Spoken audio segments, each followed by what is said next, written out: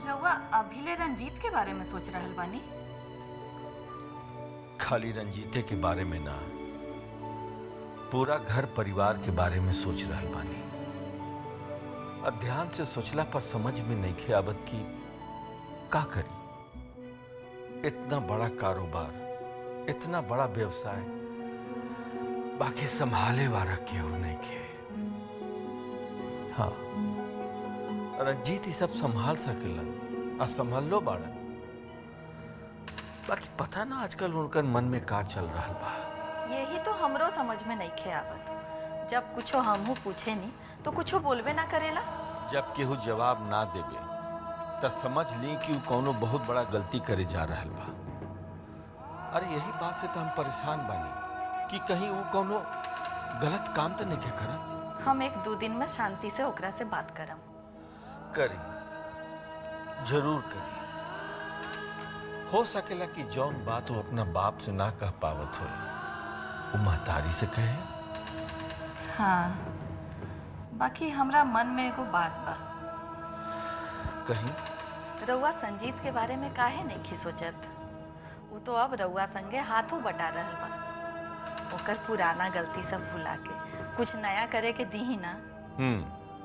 हम उनकर बनावल फाइल देखनी है। जब बिजनेस में जरूरत से ज्यादा फायदा दिखावे की कोशिश कल जाओ तो समझ ली कि वहां घाटा निश्चित बा। फिर भी उनका कितना कुछ कुछ काम में लगौते बानी। जब हमारा विश्वास हो जाए कि वो काम करे लायक हो जाइए तो जरूर करल जाए। हमरा विश्वास बा वो अच्छा करी। ये एक महतारी के विश्वास बोल रहा बा। जब एक बिजनेसमैन के विश्वास हो जाए तो जरूर कुछ करिए। अभी हमरा सभी कारोबार संभाले के बा। पिछला कुछ समय से सब कुछ डिस्टर्ब चल रहा बा। कहीं कुछ गड़बड़ हो गई। अब विकी बबुआ के अचानक होश आ गई, पूछलन कि बाबूजी का कहनी, तो हम का जवाब दे? हाँ, लल्ला ठीक हो जाई हन्नो। हाँ, ठीक हो जाएगा तो चाहिए। हमरा पूरा विश्वास बा कि जल्दी ठीको हो जाइए। तनुजा भी उनकर बहुत ख्याल रख रहा बाड़ी और वो तनुजा के बात माने लगलन। आ डॉक्टरों तो कहले बा कि ऐसन मरीज अचानक कबहू ठीक हो सके। अरे देखी ना, बातें बात में हम एगो जरूरी बात तो बिसरिए गई नी। का? रउआ रमा के बियाह खातिर बात करे कब जाएम? जैसे फुर्सत मिली हम चल जाए। अभी तनी कारोबार के सब झमेला सलटा ली, फिर समय निकाल के चल जाए। फुर्सत मिली ना, निकाले के पड़ी। अच्छा ठीक बा, फुर्सत निकाल के चल जाए। अब खुश? हाँ। अरे महादेव चाचा, प्रणाम चाचा। खुश रहा। आ गेलू बेटी। जी आई ना। बहुत अच्छा केलू। कहे कि मास्टर जी के समझावल तोहरे बस के बा। अब तो शिकायत करे लगनी नु बेटी से। अरे हम शिकायत नहीं थे करत, सच्चाई बतियावतानी। रउआ के समझ में एकरे बात आवेला। अच्छा बात सुनी, हम डॉक्टर बागची के फोन कैले रहनी। वो कहत रहलन कल सांझ तक ऑपरेशन हो सकता। ऑपरेशन का सारा खर्चा ठाकुर साहब उठावत बड़न। सब राउर बेटी के चमत्कार बा। यही से तो हम एकर सब बात मानी ले। हाँ हाँ, वो तो लौकत था। हम देख रहल बानी एकरा आइले के बाद राउर आँख भी पहले से कुछ ठीक हो गइल बा। बात तो सही बात। पहले से अब नीमन लागता। बुझाता कि बिना ऑपरेशन के ठीक हो जाए। अच्छा बात बनावे लगनी, चुपचाप ऑपरेशन करवाई। कहे कि कोनो भी मरीज के पूरी तरह से ठीक होकर बहुत जरूरी होला।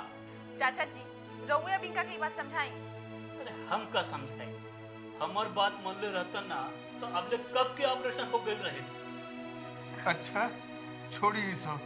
ए तनु बेटी, जी अरे चाचा जी के चाय नाश्ता ना करेबू?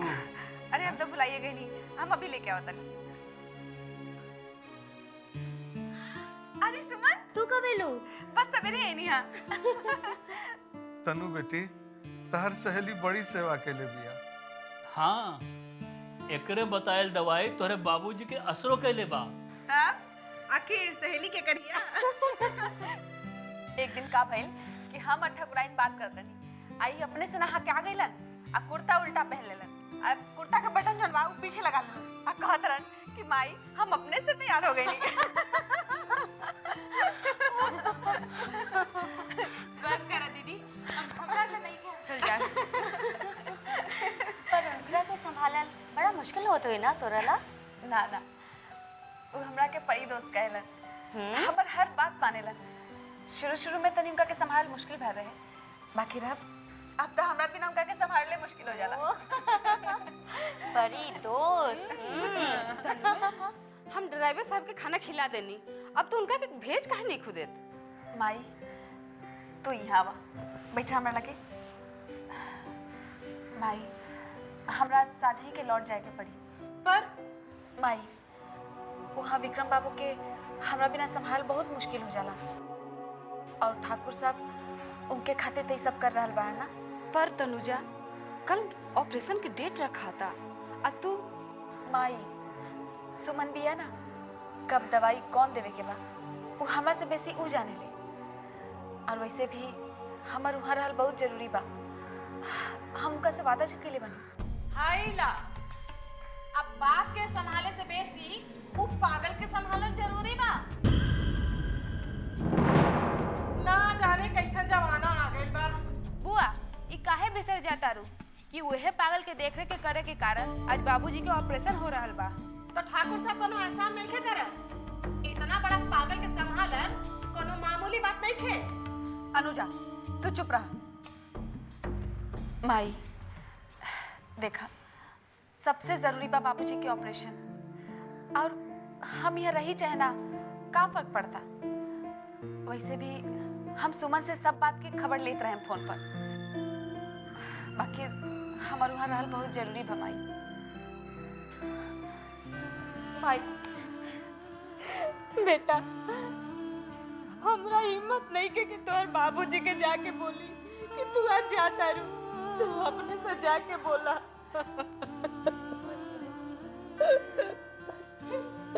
महतारी खुदे बेटी के भेजे खातिर तैयार बाड़ी। ऐसे कि महतारी खूब मजबूर बाड़ी। राउर ऑपरेशन जो होए वाला बा, सब राउर बेटी के कमाल बा। भगवान अगर ऐसन बेटी घर में देस तो बेटा के कमी महसूस ना होके। बात तरा और एकदम सच बा महादेव बाबू। हमरा अपना बेटी पर बड़ा गर्व बा। ए मास्टर जी, उस समय बेकारे न चिंता करत रहनी कि बेटी के दूसरा के घर में भेज देनी। अरे हमरा बस चले नू तो बेटी सब के बॉर्डर पर भेजल जाए ताकि दुश्मन का सीना कांप जाए। अरे तब न दुश्मन के पता चली कि इस देश की बेटी में कितना दम होला। बाबूजी आवा बेटी आवा, बैठा। तो हम रोआ से जाए के इजाजत लेवे आलन। का आजे चल जेबू? जी बाबूजी, बाकी हमार वहाँ गइल बहुत जरूरी बा। बिटिया, काल है ऑपरेशन बा, अगर रुक जाइतू तो। पर चाचा जी, ठाकुर साहब से हम वादा के बनी आजे लौटे के। आखिर विक्रम बाबू के देखभाल भी तो हमरे जिम्मेदारी बा। देखनी महादेव बाबू, इमे आके हम मजबूर हो जाते हैं। ऐसा मत कहीं बाबूजी, हमरा अपन कर्म अपन फर्ज दोनों निभावे के बा। राउर बिटिया ठीक कहत बा मास्टर जी, वो अपन फर्ज निभा चुका, ओकरा के ओकर कर्म निभावे दी। ठीक बा बेटी, जा जा।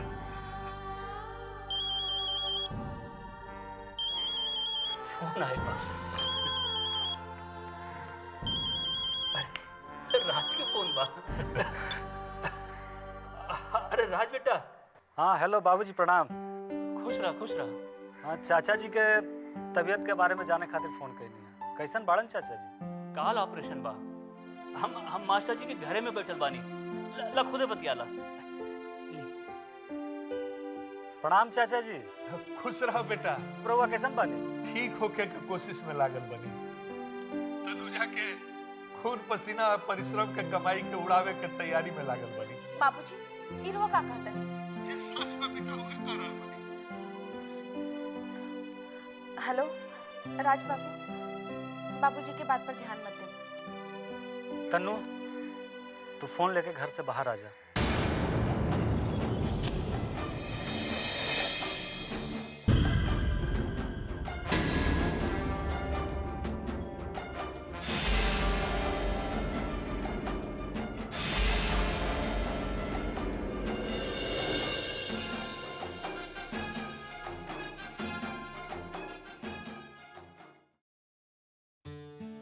हेलो हेलो हेलो, सुना तनी? बोली का बोले के बा? तू नौकरी ज्वाइन कर ले लो, हमरा के बतावल भी जरूरी ना समझ लो। अरे हमरा थोड़का भी इंतजार नहीं कर सकेलो तू। एगो पागल के देखभाल करे के काम मतलब अपन जिंदगी के खतरा। तू ऐसा काहे कर रहल बाड़ू तन्नू? हम हो गई और बात, अब हम फोन रखी? ना, फोन मत काटा, पहले हमरा जवाब था। और सवाल के जवाब काल मिल जाए जब बाबूजी के ऑपरेशन हो जाए। बाकी हम बर्दाश्त नहीं कर सकत कि हमार का बोली, का बोले के चाहता नहीं? तू जाने लो सब कुछ। हम नौकरी छोड़ के चला बतानी। बाकी ओकरा बाद रहो करेम का? हम रहब तोहरा लगे। तब वो हम ही नौकरी नहीं छोड़ सकत। अगर हम तोहरा से शादी कर ली तब?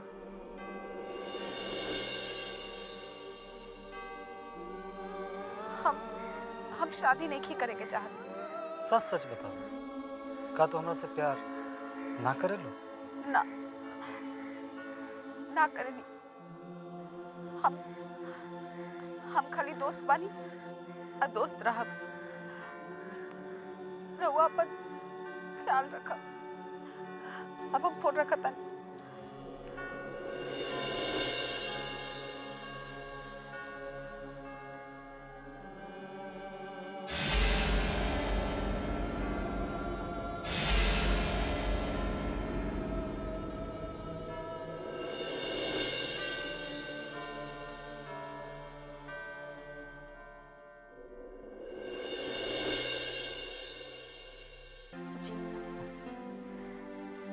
अच्छा बाबूजी, वैसे आँख के लेके ज्यादा चिंता करे के जरूरत नहीं है। हमार सहेली सुमन और देखभाल यहाँ रही। वो खाली हमार सहेली नहीं है, ओकरा दवाई के भी पूरा नॉलेज बा। वैसे चाचा कहत रहलन कि ओकरे दवाई से रोआ राहत मिलल हा। और वैसे भी जे तकलीफ बा वो तो आजे बर खातिर बा, हाल तो ऑपरेशन होखी वाला बा। अरे रउआ बहुत बहुत धन्यवाद जे रउआ हमरा खबर कइली। अनुभव पूरा बात बतौला हमरा के। अच्छा, त रउआ हमरा बोकारो कब दिया? बोकारो का मतलब? अरे अभी रउआ हमरा के पूरा धन्यवाद दे देनी, तो ये बताएं कि बोकारो कब दिया?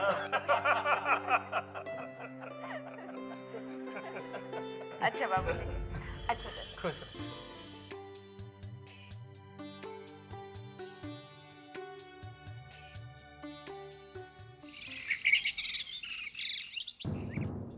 बबुआ, ये दवाई खा ला। दवाई खाए के बा? ना। सुनो ना, दवाई खाए के बा? अरे जरूरी बा दवाई। अच्छा, तब तू अपन बड़ी दोस्त से खाइया दवाई। तू आ गइल बाड़ी, बड़ी दोस्त आ गइल बाड़ी। आ गइल बाड़ी? परी परी परी परी परी विक्की बाबू, का भेल विक्की बाबू?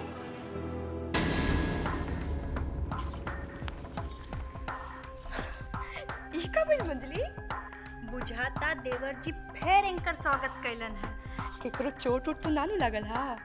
बुझात नहीं खे दीदी, सब केहू के माथा गोड़ सब सही सलामत बा। का भाई बेटी, कहीं चोट तो नहीं ना आई? अच्छा तनुजा बेटी, तू जा, हम लल्ला के लेके आवता। जी हम ठीक बानी, हम विक्की बाबू के लेके चल जाए। चिंता मत करी है बेटी, ठाकुर साहब डॉक्टर साहब से बात कर ले बाड़न। कल तो हर बाबूजी के ऑपरेशन हो जाए। जी अच्छा, ठीक बा, जा। चला लल्ला, तू हो चला। रह दिया, कोनो बात ना, हम इनका के लेके जाता नहीं। चलिए चलिए। आई हो दादा, माँ जी, ए लइकिया देवर जी पे कोनो जादू टोना के लेबे का?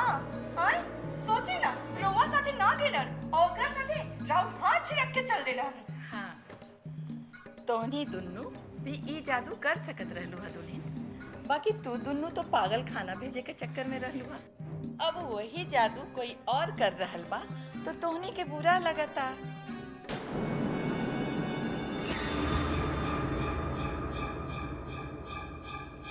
मंजली, अगर इहे जादू बेसी चल गई ना तो इहे लोग के सर के मलामत हो जाई। कैसन जादू दीदी?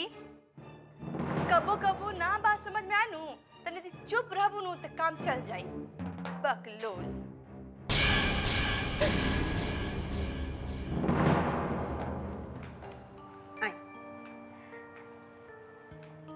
अच्छा ये बताई, रउआ दौड़ के कहाँ जात रहनी है? परी दोस्त आइल रहली। हाँ, बाकी परी दोस्त तो रउए लगे आवत रही है ना। हाँ। तब फिर रउआ देखी तब गिर गई नी, हम लोग के गिरा देनी। कहीं चोट तो ना लगल? ना परी, हमरा के छोड़ के मत जाइया। ना जान, बाकी अब रउआ सोच जाई, हम तनी हाथ मुंह धो के आओ तनी, ठीक बा? ठीक बा। तनुजा, अच्छा बहन जी तू आ गेलू। काहे? ई सवेरे से तंग कैलान का? ना, तंग त ना कैलन हा, बाकी एको दाना अन्न के मुंह में ना डालन हा। बस जब देखा तब परी दोस्त कहाँ गईली, परी दोस्त कहाँ गईली।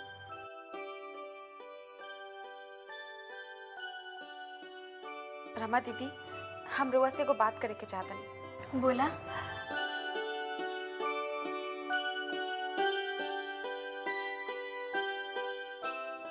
रमा दीदी, इनकर परी के साथ का रिश्ता बा? जहाँ तक हमरा मालूम बा, इनकर पत्नी के नाम तो शायद अनुराधा बा ना?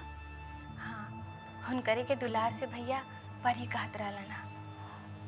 तो कई हमरा के लागत तो इहे बा, भैया तारा के भौजी के जगह देले बाड़न। बकिर ई तो ठीक नहीं खे। इनकरा मन में एक गलतफहमी मिटावे के पड़ी। देखा, अब तो भैया ना तो माँ बाबूजी के पहचान लेनन और ना केहू और के। जौन दिन सबके पहचाने लगियन, ये गलतफहमी भी दूर हो जाए। तनुजा, तू अपना आँखी से देख ला कि तारा इला के बाद हमार भैया कितना निश्चिंत से सूत गईला ना, कितना भरोसा बा उनका के। अगर ये भरोसा टूट गई तब? बाकी रमा दीदी, इनकर हमरा खातिर ऐसे उतावला भइल ठीक नहीं खे। देखा तनुजा, अब इस दुनिया में भैया तारा से बा केहू के ना पहचान लेलन और ना जाने ना।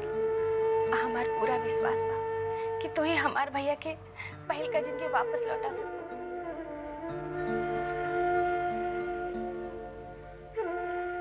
हम अपन जिम्मेदारी निभावे के पूरा कोशिश करब रमा दीदी। बाकी एगो बात कहे के चाहता नहीं।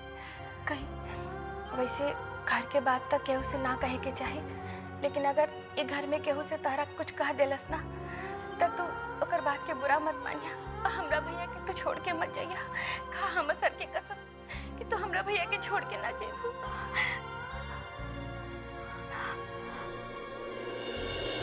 बोला ना तनुजा, तू हमरा भैया के छोड़ के ना जेबू।